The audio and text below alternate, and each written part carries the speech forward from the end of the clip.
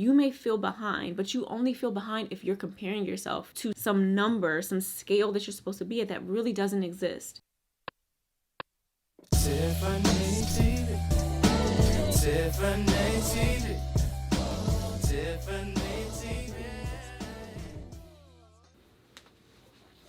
Hello. Before we begin, today's beverage of choice, it's a Douce Mule. A mule is whatever liquor you prefer: vodka, whiskey, cognac, ginger beer, and then lime juice. This is my favorite.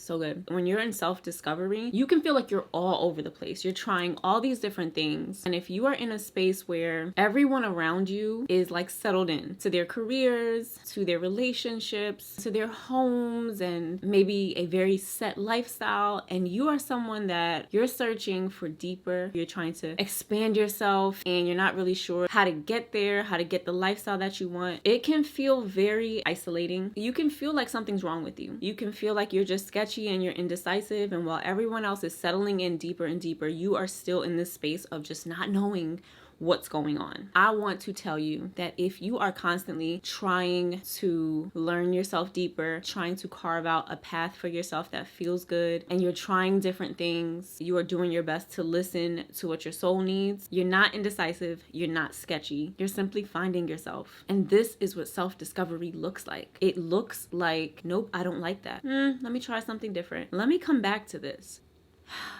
The hard truth is that if you're surrounded by people that don't get it, it will absolutely feel like you're crazy. Not a lot of people take this journey. You are different. You're deciding to step into a very rare crew of people who genuinely go on their self-discovery journey and are willing to look crazy over and over. And especially when you start to reach the age where you're supposed to have things together, which is insane because we are all on such different journeys. We all have such different backgrounds, different things to heal through, different things to shed. We have different circumstances. It's impossible to have us all be on this one path. I remember when I was younger, I genuinely, in my heart of hearts, thought that by 25, I would know everything. I would be well into my career. I would be financially well off, married, a kid, maybe two. Like, I just thought that 25 was just grown. To be totally honest, at 25 was when I had my quarter life crisis, where I really just started questioning everything. I was on a path of trying to carve out my career. I think I was still at Temple University at that time, working as a call center specialist. And on the side, I was doing my clothing line. At 25, I had nothing figured out. Me and my husband were not even engaged at that time. So much has changed, and just 25 did not have it all together. I really want us to throw out the idea that there's an age that we're supposed to have all these things done. And if you are trying all these different things out and you're still unsatisfied, then you are still on the path of finding yourself. It can feel like you're going in this same circle, or like you keep trying these things, but something doesn't feel right. One, what I always say is that what is for you is for you. It's always going to come back around. So let's say you mess up or you quit on something that is for you. That thing will never leave you. The longing for it, the need to do it, the need to try it, the need to be around it, it will never leave you because your path is your path. The thing that you are meant to do is always going to nag you until you give into it, or you could decide not to give into it. And that is when we see people miserable in their lives because they have not listened to the call. It's not to say that when you listen to the call that everything is all fixed and perfect, but we do have things that call to our souls that light us up.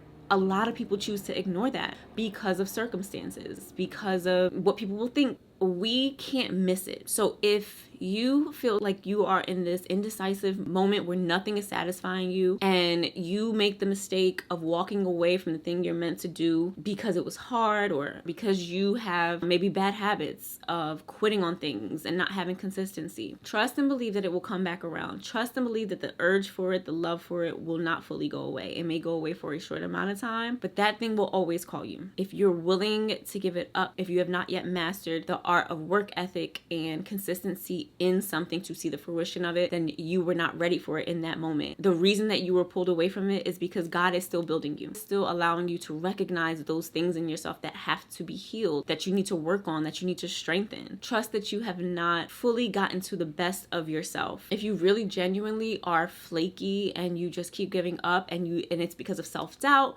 or self-esteem issues, then God is still doing work in you. I am a testament to this. I have tried so many things. I have let things go because it didn't feel good. And what I'm realizing is all of those things are still things I love, but I have a bad habit of honing in on one thing and not feeding into all the other parts of myself. And then I burn out because I'm not pouring into the other parts of myself and I'm not feeling fulfilled. Now I'm getting to a space where I realize it's bigger than just gaining the things, right? It's bigger than that. I've seen all the ups and downs. I've seen the money wellness, the career success. None of that matters if I don't first dig down deep into the foundation of me and if I don't pull myself out and operate from that space. If I am trying to chase a career and success, but the work that I'm doing is not fulfilling me, none of it matters. I've hit milestones that I really wanted to hit. It was so fleeting. I want to feel that joy and that fulfillment all throughout my life. I only know that because I've done all the things. I only know that because I've tried so many different things. This is why God puts us in situations so we can experience it for ourselves to know it's not for us. If I never fully went for being a fashion designer top to bottom, like making the clothes and doing the things, I think I would have always had a thought in my head that I could have done it. I tried it and burnt out and it just didn't excite me and I walked away from it and never looked back. I know that's not for me. Okay, what's next? In this indecisiveness or this sketchiness, we tend to question ourselves and we tend to come down on ourselves, and other people's pressures and ideas of what they expect from us also play a huge part in how we feel about ourselves, how we show up. We can't operate in that way. You are being pulled by something bigger. You're being pulled by something that's saying this is not enough, or there's more healing that needs to be done. There's things you need to uncover. There's something in you that's not allowing you to feel peace and to feel wholly you. I have tapped into a part of myself that I've never been at before. I've really committed to figuring out, what does Tiff really love? I'm not going to say it's easy because I've been doing certain things a certain way for a while. So of course it's that change process. It's that when you ask for something, you have to allow things to fall away. And that part is a little bit hard, but I have to make room for the new. Right? I have to make room for what is coming. And in order to do that, I have to release what I've been holding on to, what is not mine, to have my hands be open and my energy be open to what is actually for me. And I'm so excited about that. If you think about it, as you chip away these parts, you're going to meet a person you've never met before. And I think about it in this way. Who am I when I'm not questioning everything I'm doing? Who am I when I'm not operating in anxiety? Who am I when I am joyful, when I am fulfilled in the work that I'm putting out? Who am I attracting? What am I attracting when I am living in that space? I'm excited to meet her. This is an exciting thing, y'all. A lot of times this feels heavy because we stop trusting ourselves. We listen to outsiders. We think we're letting people down. We compare, we look at other people and where they are and we're like, I could have been if I had continued. I did that to myself. But the work that you're doing right now, the work of truly finding yourself, the person that's on the other side of that person is clear. That person is who you've been trying to meet. And that's the person that's been trying to break out. That's the person that's not letting you settle. The only way we get there is by trying, failing, and it's not even failing, it's a lesson. Trying, learning the lesson and getting back up and trying again. That is it. I don't mean to say it so simply because this shit hurts. It's a lot, but it is so worth it, because what's really hard is staying stuck in a place and knowing that if you do nothing, you will stay there forever. I can't deal with that. I can't deal with knowing that there's better for me. By better, I mean inner peace, true contentment, knowing that I am doing my best. I pray that you give yourself grace in those hard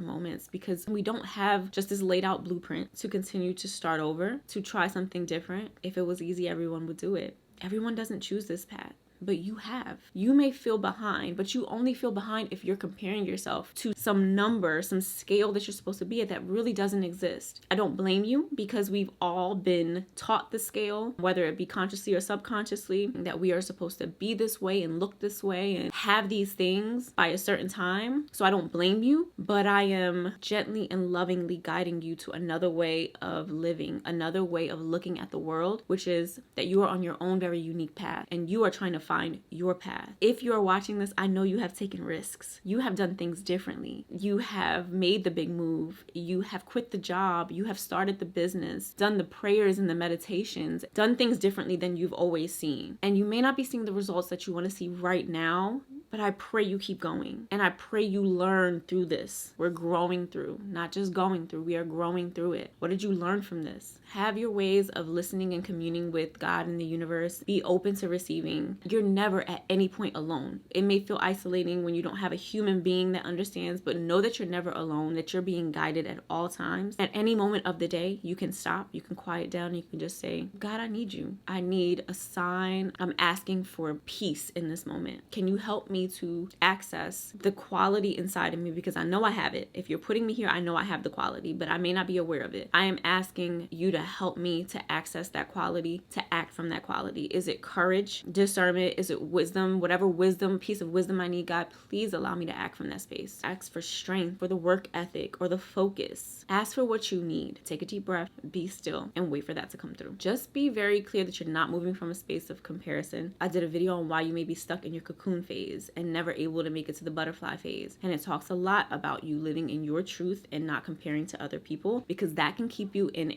just a cycle of never being happy. And so you have to make sure that you change your intention, change the core of why you're doing what you're doing. Make sure that it's not to live up to someone else's standards, to compare or to compete. Make sure that it is coming from the truest form of you. And that takes work. That takes sitting down and getting to know yourself. That takes isolation. I pray that you're not looking at what the internet is portraying, which is that everybody needs to be famous and millionaires and look like this. And really get quiet and hear yourself. Be able to hear what you really want. I never want to just leave you guys with a story and just encouragement. I always want to leave you with some steps and some tips. I'm always going to encourage you to find a therapist, find your therapist. That's really important. I had to kiss a few frogs to realize that every therapist is not for you. I found my therapist and she has made me feel so comfortable, so supported, and very much loved and seen. And so finding a therapist, I really advocate for that, especially when you are lost and going in the same circles. A therapist is able to see stuff that you are not able to see, bring it to the light and allow you to work through it, talk through it. And if you cannot afford it, please use Google and start looking up sliding scales in therapy.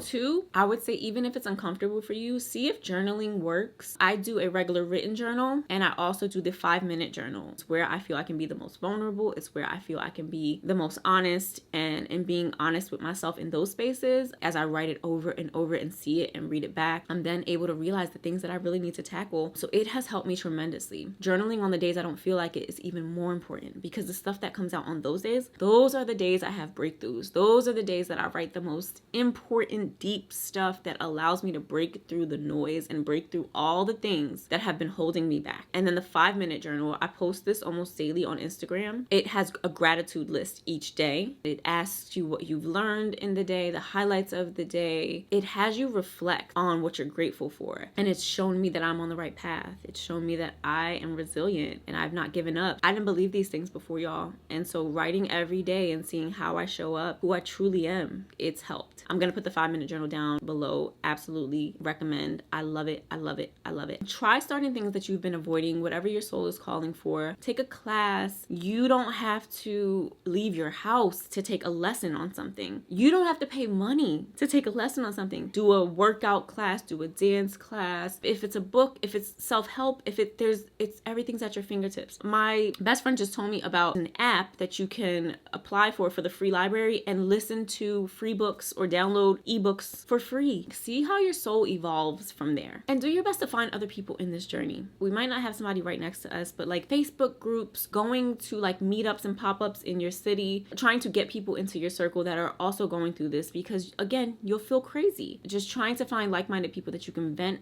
and bounce things off of and realize that they're going through the same mental thoughts and ups and downs and roller coasters that you are. It really helps to resonate. It helps to hear other people's journeys. And if you can't immediately find people, do what I do. Start listening to the stories of successful people. I love autobiographies. Find your inspiration. I love listening to inspirational books in the morning and podcasts. All the links are going to be below of my suggestions of my favorite things, my favorite readings. Probably be a lot of Oprah. She's really inspired me throughout my whole journey, knowing that this is the norm when you are trying to find yourself. And when you don't just subscribe to whatever life hands you, it looks like this. It looks like trial and error and figuring things out. This is what it looks like and feels like. Lastly, I'm gonna leave you with a list of people that took a little longer to find their groove because they were looking for the thing. They were looking for the thing that is theirs. They had to unshed all these layers. They had to let go of who they thought they would be or who they tried to be or were expected to be, and really commit to themselves. I'm gonna give you a short list, and then of course I'm going to list the whole link below because I just need you to know that you're not alone on this journey. And whether you are 20 something or you are 30, 40, and 50 and 60, and it is never too late to claim your peace. It is never too late to claim your path that is specifically for you. It's always going to be there because it's only yours. So you can let it get dusty, you can let it just rot away, or you can decide that you're going to walk that path. Only you can make that decision. So of course,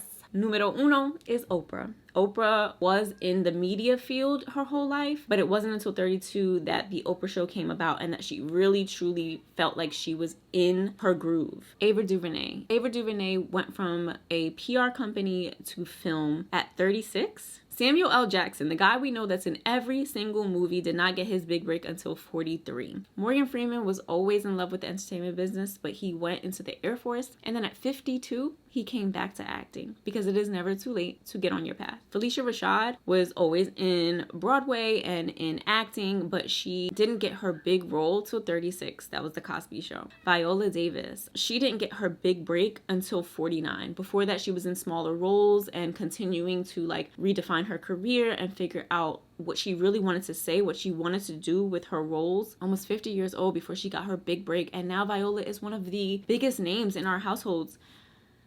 These are the ones I'm going to list for now, but my God, if you are not inspired by that we are on the path of great people. That's celebrities because those are the ones that are the most accessible for me to find, but there are everyday people doing everyday jobs that left big corporate jobs because their soul was not happy to start a small mom and pop shop, and that's what they're doing, or work a part-time job so that now they can travel, they can spend more time with their kids. Like every day people are making choices to live in their truth and in their path and to get off of the ride of what other people expected of them and to tap into what they're meant for. You are no different. You are no different than a celebrity that has decided to truly jump into their path and truly jump into their gifts. You are no different. We look at celebrities and we other them because we're like, oh, they have money and they have fame, but they were just a human being with a dream and a gift and a want for more. We are no different than them. It's there for us. It's there for you. I am just excited to embark on this journey, and I pray that you have taken something away from this. Keep going, keep